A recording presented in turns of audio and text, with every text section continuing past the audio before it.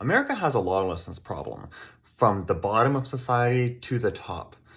Many petty crimes are increasing, but even more importantly, crimes at the very top of society are no longer being punished in any meaningful way. Skeptics will look at this and say, well, this has kind of always been the case in America and in the world generally.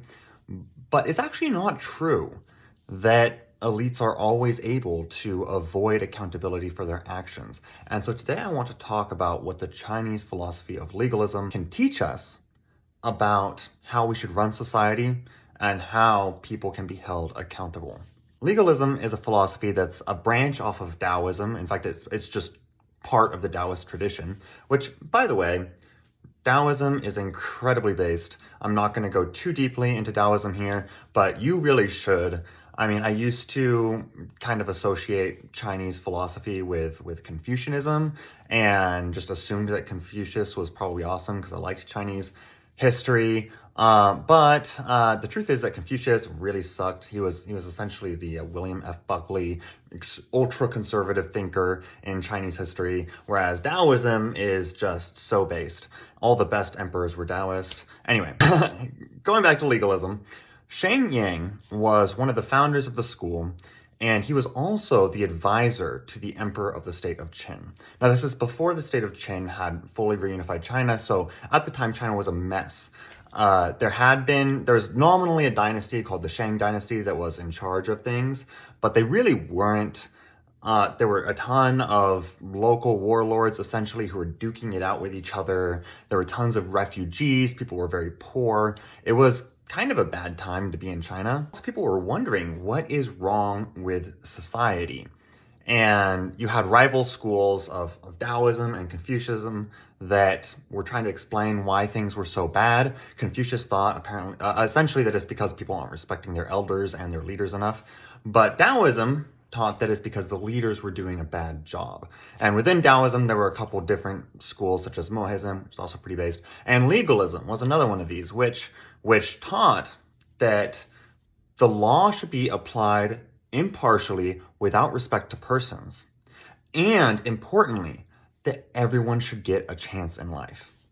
Now, this is actually really, reading about it now, I was actually kind of shocked to learn this because I had always associated legalism with kind of this strict authoritarian government.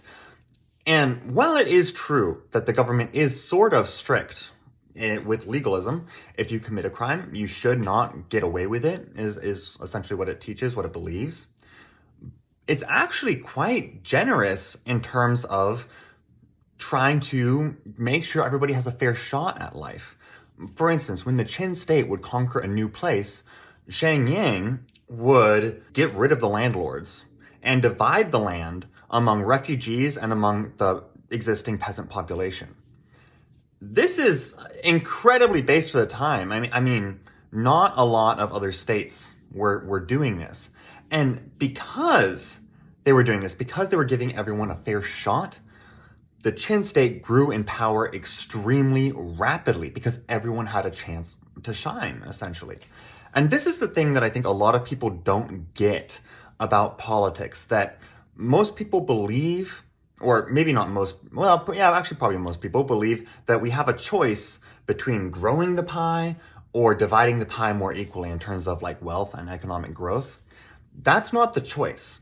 The choice is that we can either grow the amount of wealth and be equal, or shrink the amount of wealth and be extremely unfair.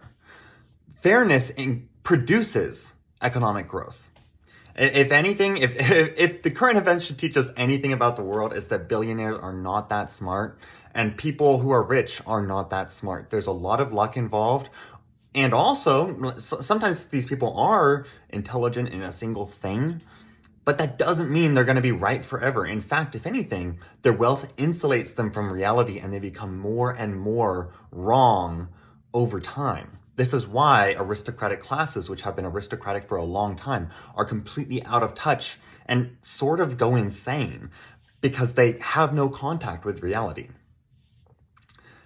So going back to the Qin state was dividing land among the peasants, It was trying to make sure that everyone had a chance economically, and also importantly, the Qin state was relatively stable because it didn't have these huge landlords trying to take a shot at becoming the emperor, because you couldn't do that by yourself. No one was rich enough to mount an opposition like this. So the Qin state was more stable than other states at the time.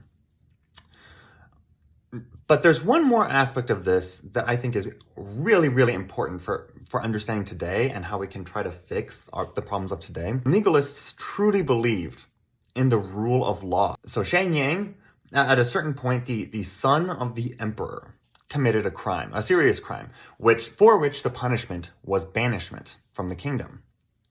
And you know what? The crown prince was banished. It actually happened. Because the emperor put his trust in Shang Yang, he said, I am going to let you implement this philosophy fully. And so the crown prince was punished for his transgression. An important part of equality before the law is the wealth equality that Taoists and legalists preached.